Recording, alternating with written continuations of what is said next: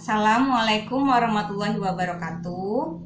Anak-anak, bertemu kembali dengan Ibu Ilmi Ulfa Nur Aisyah dalam pelajaran Pendidikan Pancasila dan Kewarganegaraan. Hari ini kita masuk ke bab 2. Ya, judulnya itu Ketentuan Undang-Undang Dasar Negara Republik Indonesia tahun 1945 dalam kehidupan berbangsa dan bernegara. Ya, dalam bab 2 ini terdapat 4 pokok materi.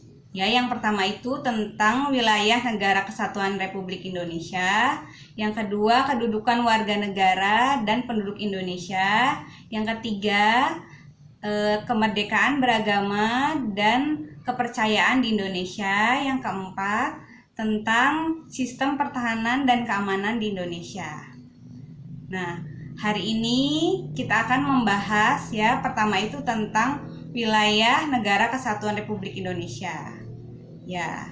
Nah, setelah ini Ibu akan menayangkan ya video tentang wilayah Indonesia serta ketentuan ya dalam wilayah Indonesia. Ya, silahkan kalian perhatikan video setelah ini.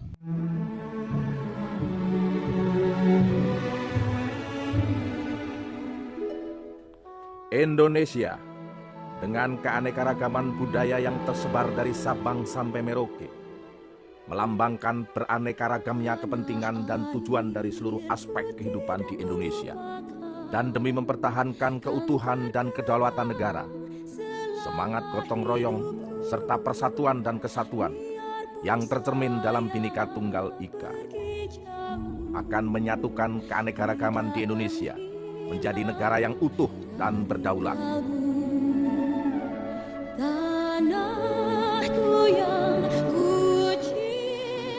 Pasang surut memperjuangkan dan mempertahankan keutuhan NKRI menjadi harga mati bagi setiap warga negara Indonesia dari masa ke masa. Tanah, air, dan kekayaan alam yang berada di dalam negara kesatuan Republik Indonesia adalah kunci utama sumber kemakmuran bagi setiap warga negara.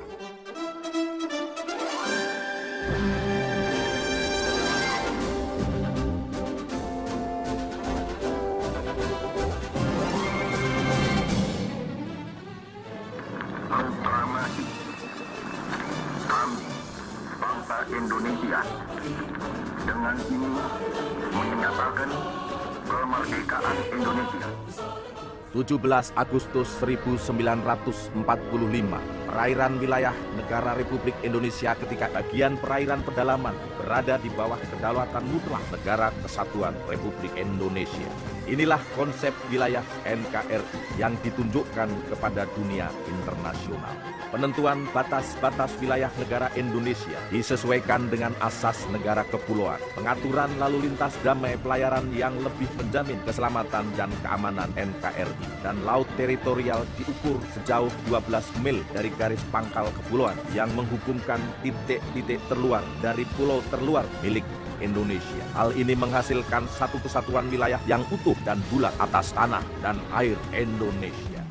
Deklarasi Landas Kontinen yang tertuang dalam Undang-Undang Nomor 1 Tahun 1973 tentang Landas Kontinen Indonesia dipandang sebagai upaya untuk mengesahkan wawasan Nusantara, sekaligus mewujudkan Pasal 33 Ayat 3 Undang-Undang Dasar 1945.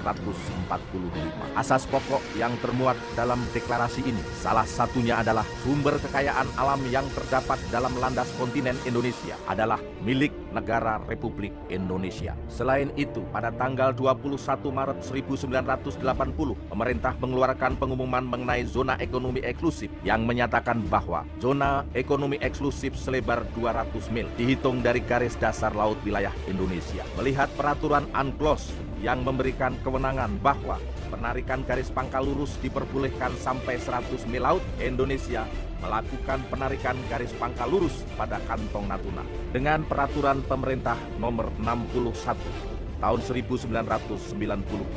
Maka bertambah luaslah wilayah pengelolaan pada zona ekonomi eksklusif Indonesia. Periode 1998 sampai dengan 2010, beberapa pencapaian kesepakatan batas maritim dengan negara tetangga dapat dicatat dalam sejarah kewilayahan Indonesia. Di antaranya, kesepakatan batas zona ekonomi eksklusif dengan Australia di Samudra Hindia, Laut Timor, hingga Laut Arafura pada tahun 1998.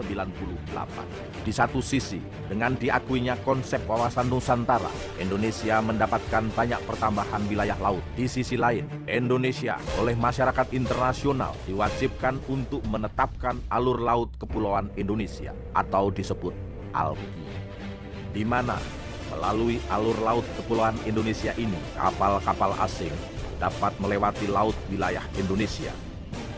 Dalam kondisi tertentu, ketentuan UNCLOS memungkinkan batas landas kontinen di suatu negara pantai hingga melebihi 200 mil laut dari garis pangkalnya.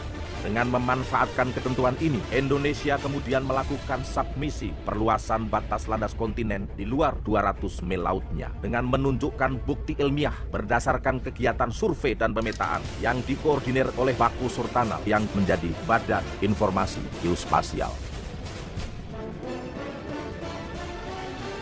Akhirnya, pada tanggal 17 Agustus 2010, bertepatan dengan peringatan Hari Ulang Tahun ke-65 Republik Indonesia di New York, perjuangan putra-putri terbaik bangsa membuahkan hasil istimewa, yaitu berupa penambahan landas kontinen seluas 4.209 km persegi yang terletak di barat daya wilayah. Kita bahas mengenai letak, luas, dan batas wilayah Indonesia.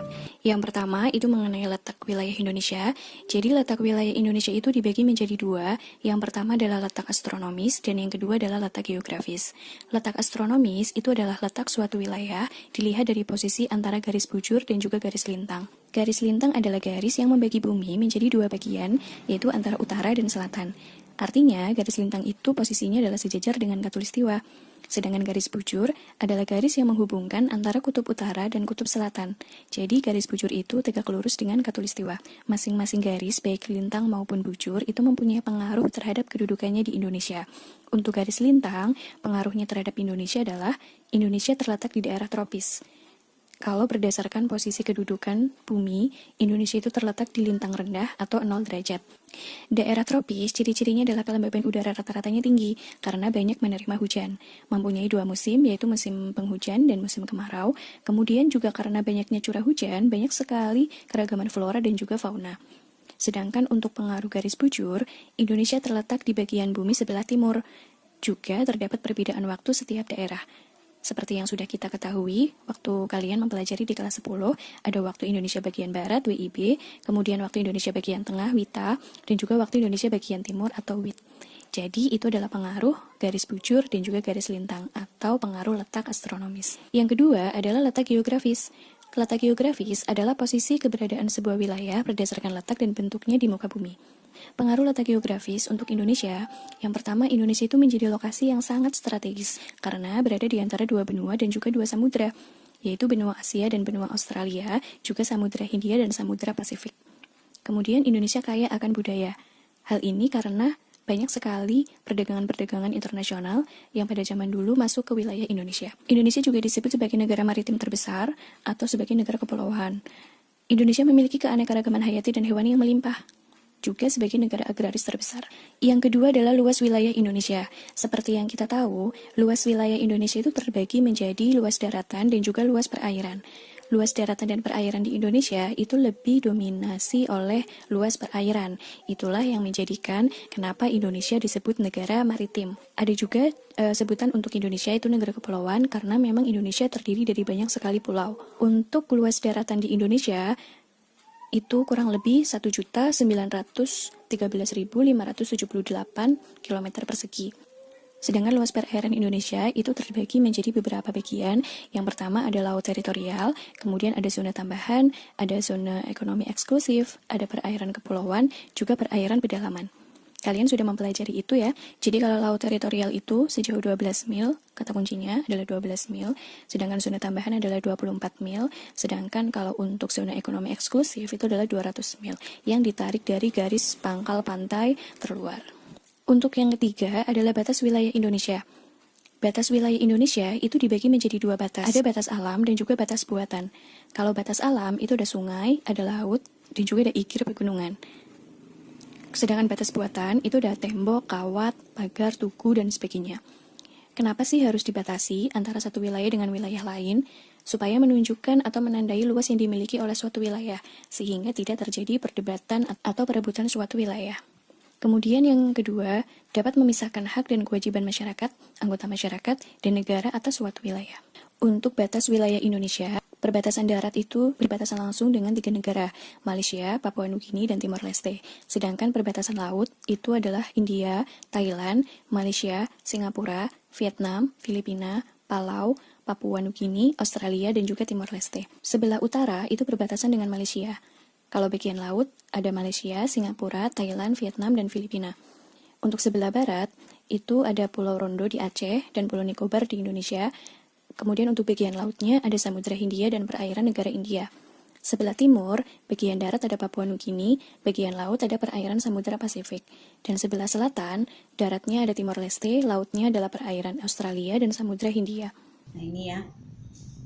Nah, di dalam situasi pandemi COVID seperti ini ya, kita harus tetap berpikiran positif ya, dan juga melakukan kegiatan positif ya. Semuanya itu harus diambil hikmahnya ya. Ketika misalnya kalian sekarang lebih banyak ya waktunya untuk berada di dalam rumah ya, mungkin ya diberikan kesempatan atau diberikan waktu ya untuk memperbaiki lagi hubungan ya dengan orang tua ya, yang sebelumnya mungkin nggak pernah ngobrol dengan orang tuanya ya, sekarang diberikan waktu ya untuk berbicara yang ngobrol dengan orang tuanya ya. Terus juga memperbaiki lagi ya hubungan dengan anggota keluarga yang lainnya ya, contohnya seperti adik dan kakaknya. Nah ini ya, jadi semuanya itu diambil positif ya hikmahnya ya. Ya kita ya diberikan kesehatan ya, itu juga sudah termasuk rezeki ya. Jadi kalian itu harus berpikiran positif ya juga, dan juga melakukan kegiatan positif ya. Jadi tetap semangat ya untuk belajar dari rumah ya.